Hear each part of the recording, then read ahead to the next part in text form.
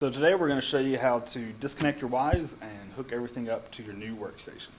So to start with, just make sure your Wyse terminal is turned off and there's no little lights on right here. Next, locate your keyboard and mouse. Your mouse probably plugs up to the keyboard like this one does here, but if it doesn't, you're just going to unplug it from the Wyse like we are the keyboard. Follow your keyboard's cable and see where it plugs into the Wyse, and go ahead and unplug it, and then you can remove your keyboard and mouse from the desk. We're not going to use those anymore. So next, we'll start with this video cable that's up here. Use these little thumb screws and unscrew it and disconnect the cable. And then you can follow that cable and unplug it from your monitor and remove that from your desk as well. Then the little round black cable down here is the power cable. Just unplug it and unplug it from your power outlet, and you can remove that from the desk as well. So these cables that are left, got your internet cable and your USB cables from your check reader, signature pad, and citizen printer. Just go ahead and unplug those from the Wyse.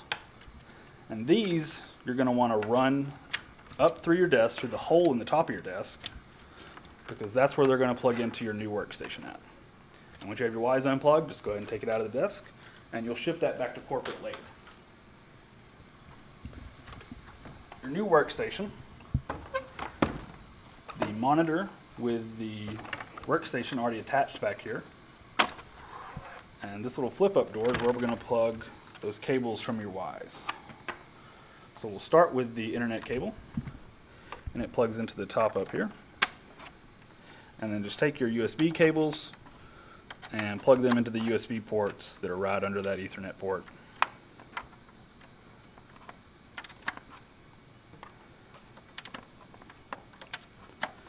And once you've got all those plugged up, just kind of grab those together, slide that door down, and keep those out of the way. So then, go ahead and get your power cord that came with the new workstation, and you'll run it up through the hole in your desk, and then it is going to plug up to this yellow spot down here. Just go ahead and plug that in. And finally, you got a new keyboard and mouse. We suggest plugging the mouse up on the right side here into the actual front of the workstation. And the keyboard plugs in down here on the left side, and you just plug that in there. Once you get all these cables plugged in,